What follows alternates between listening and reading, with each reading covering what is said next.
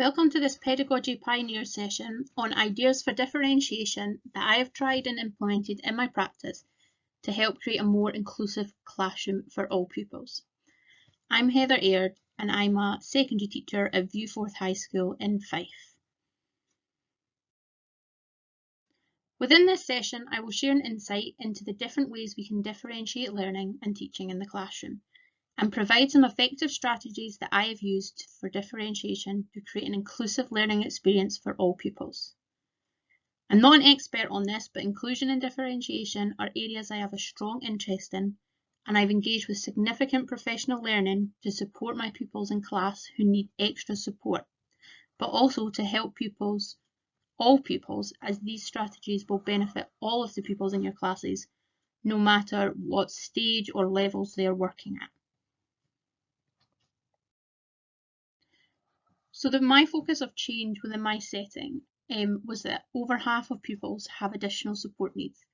And it's important to remember that at some point in their school life, all pupils will face some sort of barrier to their learning, even if that barrier is temporary. As a result, pupils may need their learning experiences to change and tasks to be differentiated to give them the best chance at overcoming these barriers and achieving their learning outcomes. Because the need for differentiation is a significant part of my teaching within my setting, this is something I wanted to explore and find alternative and creative ways of differentiating learning and teaching to give all pupils the best chance at achieving success. When planning for differentiation, it's important to think about the why. Why am I differentiating? And what will the impact be for my pupils? It should not just be an add-on that you do to show that you can differentiate. When planning learning activities, I always think of the analogy that one student's deep end is another student's shallow end. And when thinking about this in relation to our pupils and their learning, there's an important difference between a healthy period of challenge and drowning due to not enough support. Therefore, our goal as teachers has to be that all students make progress regardless of their starting point, without making things too safe or too far beyond their reach. It's about getting that point just right. So hopefully today I can share a few strategies that I have found helpful to support and challenge pupils in my classes. So what was the context of my learning? So as I said, this isn't prescriptive, nor am I an expert on this, but I have used my own professional learning to enhance my knowledge, and as a consequence have shared this learning with colleagues in my school so that we can support all our pupils. Some of the professional learning I've undertaken has been in the form of webinars or courses. However, I do like a good book, and the 4 on this slide here are books that are easy to read and contain a wealth of information about inclusive practice and differentiation. Sue Cowley is renowned for her work on behaviour management and creative approaches to teaching and learning, including differentiation. And her ultimate guide to differentiation provides different approaches to differentiating work in the classroom. As a staff, we were asked to read this book as part of our professional learning, and after reading it, I decided to delve deeper into some other books such as The Inclusive Classroom and Inclusive Teaching in a Nutshell.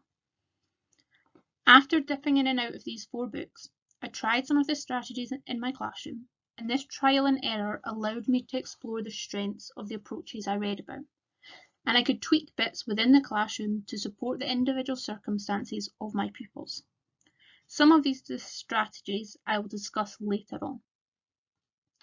And finally, one of the most valuable professional learning tools I have found is Twitter.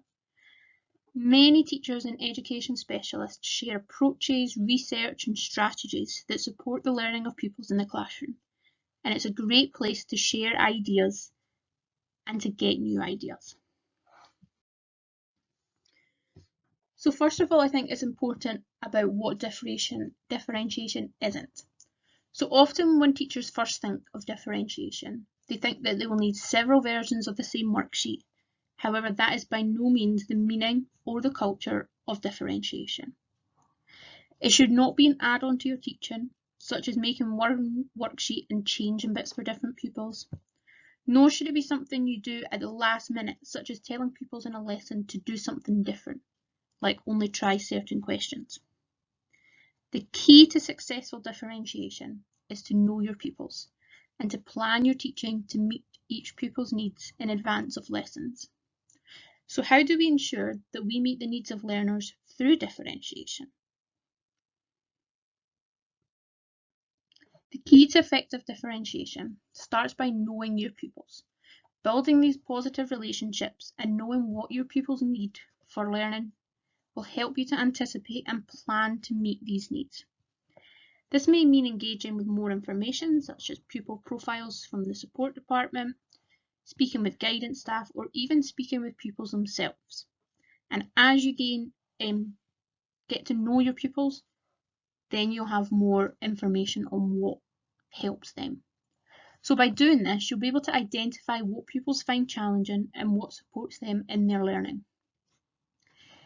In terms of structured differentiation, there are 7 areas I'm going to explore today: instruction, content, resources, environment, outcome, feedback, and assessment.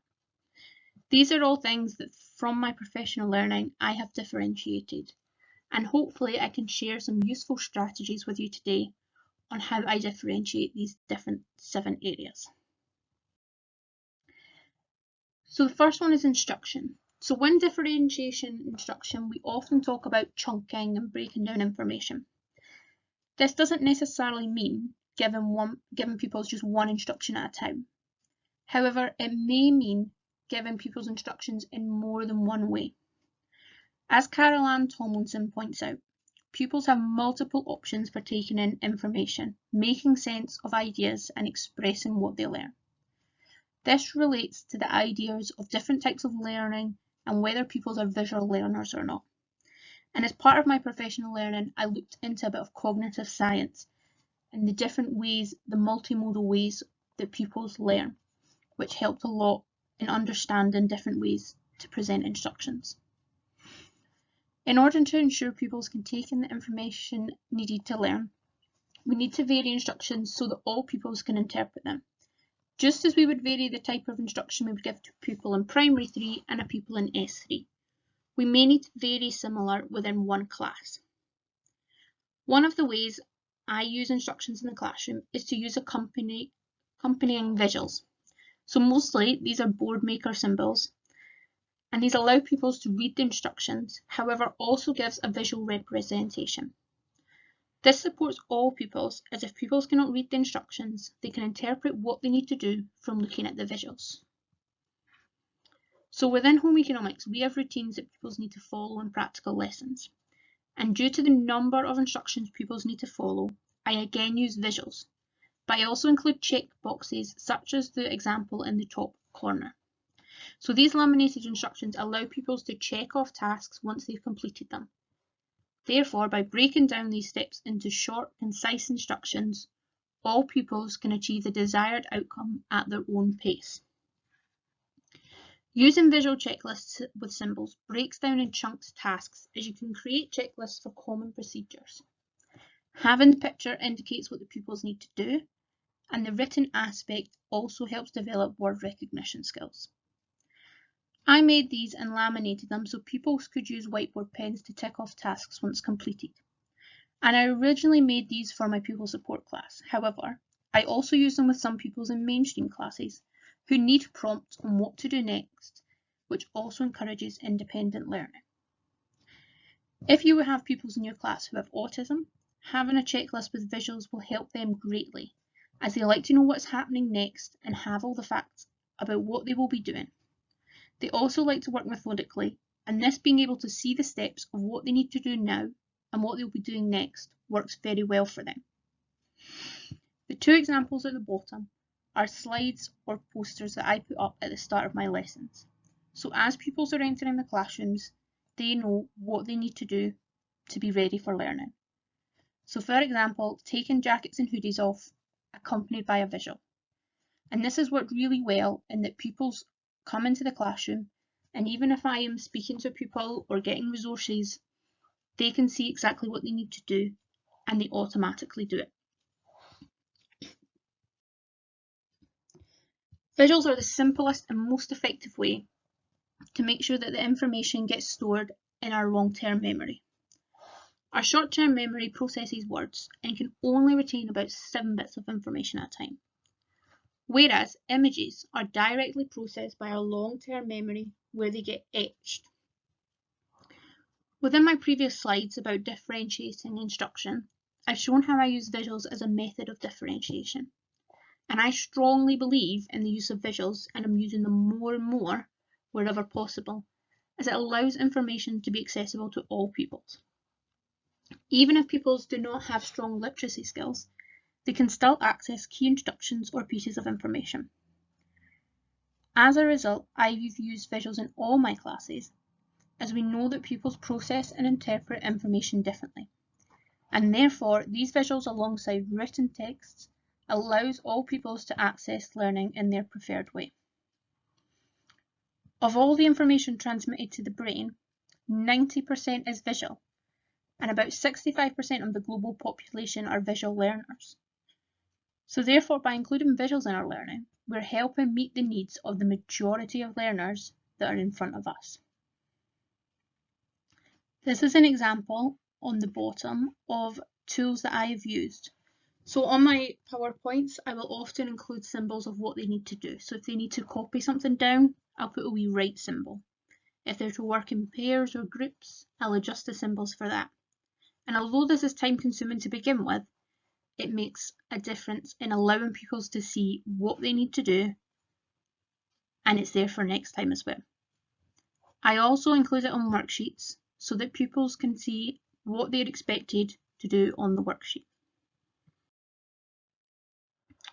So one of the main things that pupils can refer to when learning is the resources you provide.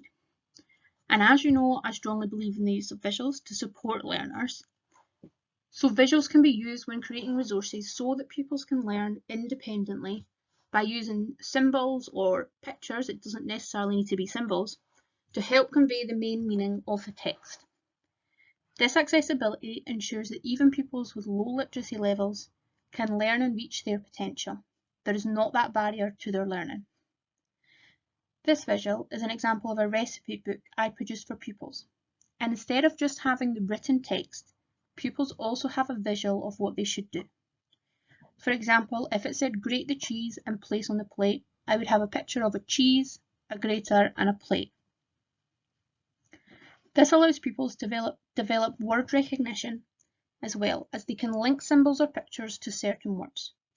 So not only does it develop their independent learning skills, but it allows for participation in the lesson and to allow for pupil success.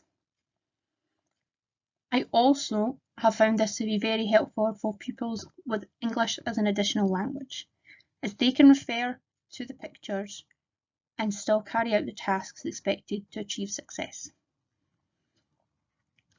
Sometimes I include it as a PowerPoint and will make my recipe as a PowerPoint with these visuals. And it's now getting to the stage that if I don't have these visuals, pupils are asking where are they?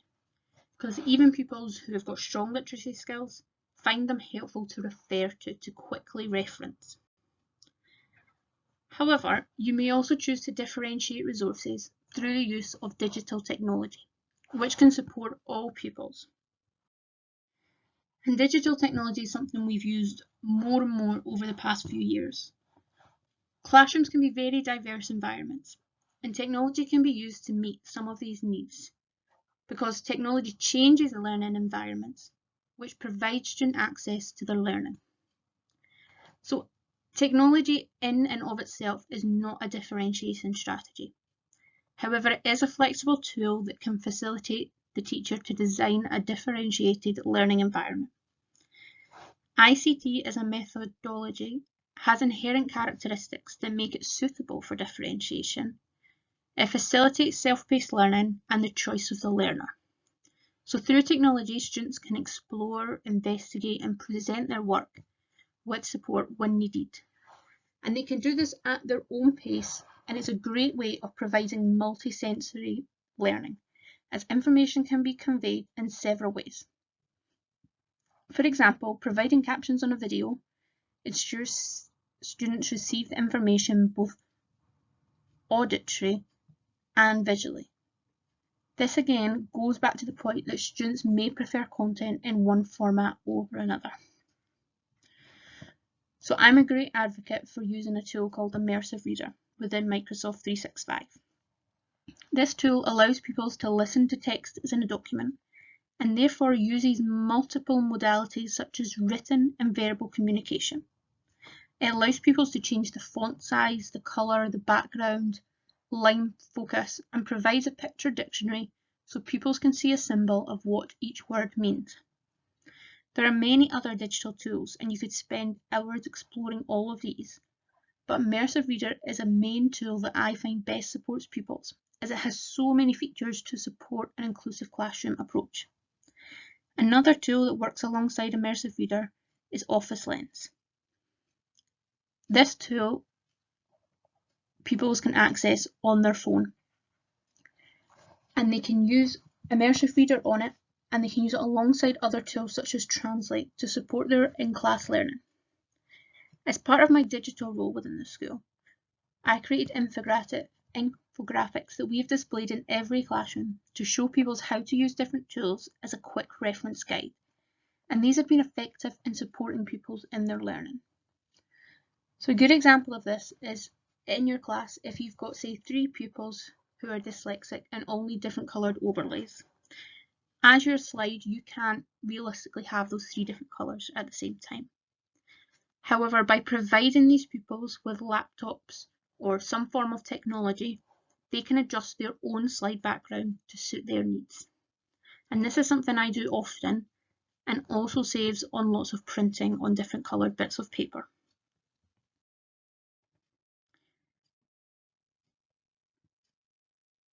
So, as I mentioned at the beginning, one student's deep end is another student's shallow end, and there's an important difference between struggling and drowning.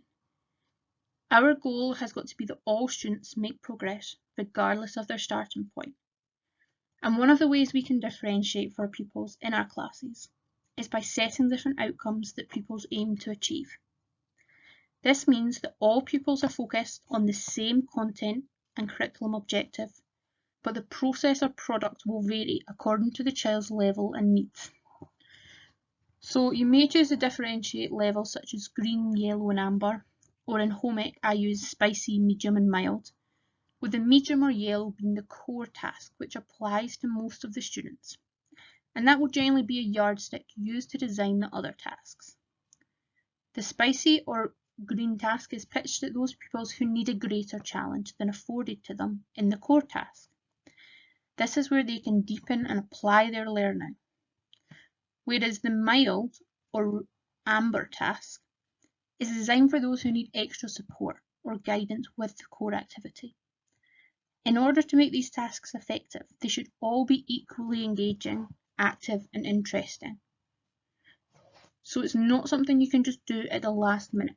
It's something that's planned out to make sure all the key content is still included. Extended tasks are not merely more work, and modified tasks are not dumbed down versions of the core task. These should be methodically planned to ensure all pupils achieve the same outcome but at different depths in their learning.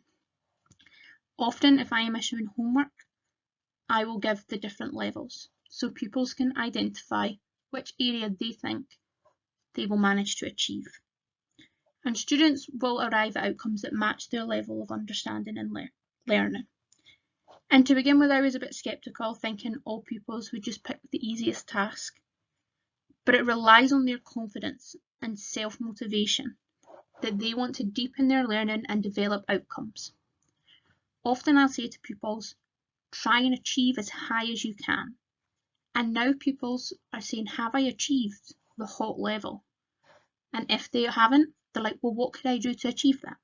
So it's given them more motivation to increase their knowledge and understanding. Another way of differentiating is via assessments. So because we can allow pupils to successfully demonstrate their understanding in particular ways that are fitting and effective for them. So by providing various assessment methods or activities appropriate for a range of our pupils' needs, we're able to meet their needs and therefore they are able to be successful in demonstrating their learning. Designing various assessments for specific groups of pupils provides more opportunities for students to effectively demonstrate what they have learned. One of the main reasons we all became teachers is to help our pupils achieve success. And we differentiate our classwork, so why should we standardise assessments? In terms of being able to differentiate assessments, there are various ways that I have explored and tried to do this with my pupils, so that assessments aren't just questioning or sitting down writing answers to questions. So linking back to digital technology, Microsoft Forms is a great tool that I have used, as pupils can use the immersive reader function, which acts the same as a reader would in a national exam. Not only is this time saving and resource saving, as I'm not needing several readers in the classroom, but it allows pupils to use all the accessibility tools, such as changing the background colour. But you can also add branching to the questions. So if a pupil was to get a question right, you can direct the form to move on to certain questions, so that you can deepen their understanding and knowledge, and you can really dig down into what is their depth of knowledge. And likewise, if a pupil gets a question wrong, they can be directed to questions that are not as in-depth, or are of a similar form that the question is rephrased. I've done this several times with my classes, and it allows me to gain an understanding of the pupil's depth of their knowledge. And it really allows me to see where pupils are and shows the difference between the pupils in my classes. We can also differentiate our formative assessment in class by using Bloom's taxonomy when questioning pupils. And although we've all probably discovered this and been over it, it allows us to enable ourselves to categorise questions by levels of complexity, and ensuring that a wide range of higher order thinking challenges are provided to our pupils. Often in class, I will ask directed questions and choose the pupil. So by having a no hands up approach, I can pitch the questions and get pupils to answer it who I think will be able to achieve it. Therefore, all pupils in the class are being given the opportunity to show their learning, and for some pupils who maybe aren't as confident, they will be happy that I have asked them a question that they can answer, and that also increases their confidence by differentiating the types of questions that I am asking. Another way I often differentiate assessment is through the outcome or the assessment tasks, as I described previously. So I strongly believe that not all assessment should be writing an answer to a question, and therefore it might be a creative method of demonstrating their learning, such as a slideshow or a poster or a physical thing, like a board game or something I recently did. So by having different outcomes or different targets pupils have to meet, this allows me to understand where my pupils are and gauge what their understanding is. And after our assessments, and obviously in class, we always are feeding back to our pupils. And I'm sure some of you will remember the dread of getting work back at school and finding it covered in red pen with corrections. And that can be quite disheartening for pupils. That's probably why we remember it. Therefore, I decided as a teacher I would never use a red pen, because I believe it has negative connotations for pupils. And after reading and looking into differentiated ways to provide feedback, I decided to create a colour-coded marking scheme that would be accessible to all pupils. This is something that was explored in the Inclusive Classroom book that I described at the start. So there's a bit of a play on words, but my marking scheme is green to be seen, which is work pupils should be proud of. Pink to think, which is something that's not right and needs to be looked at again.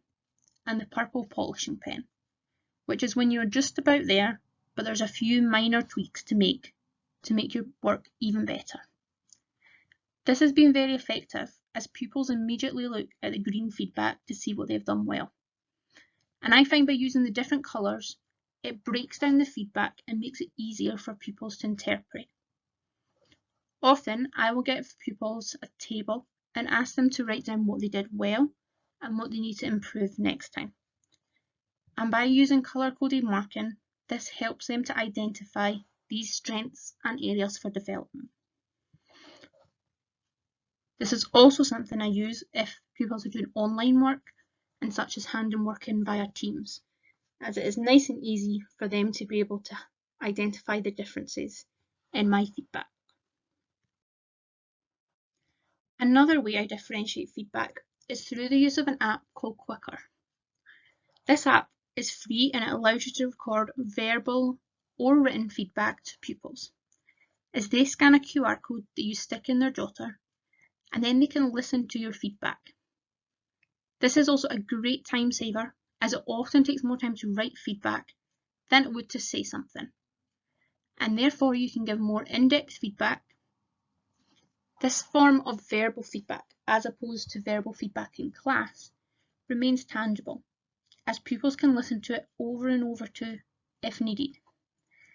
This has been very effective for pupils who have reading difficulties, as they are still able to interpret and act on feedback in the way that their peers would.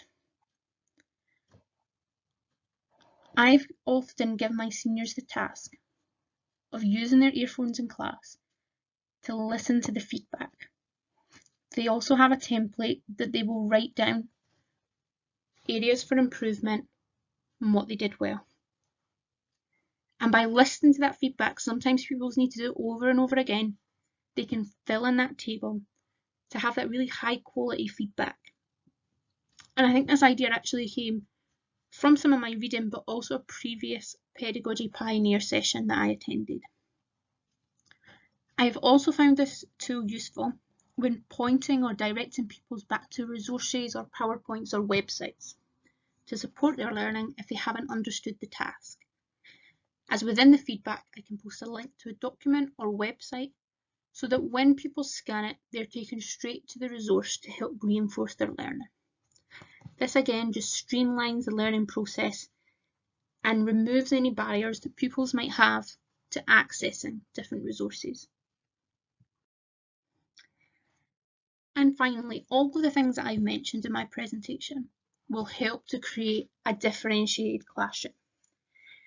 However, the classroom is also a physical environment, and we can differentiate this to support our pupils, such as labelling resources, displaying word walls, and by strategically seating pupils in the room. I've used board maker symbols to label classroom resources, and these are now used across the school so that in all settings pupils can identify the equipment from the images.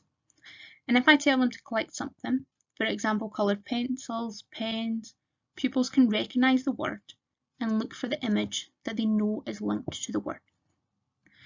This helps to make the classroom environment more inclusive and accessible for all pupils, regardless of their literacy levels.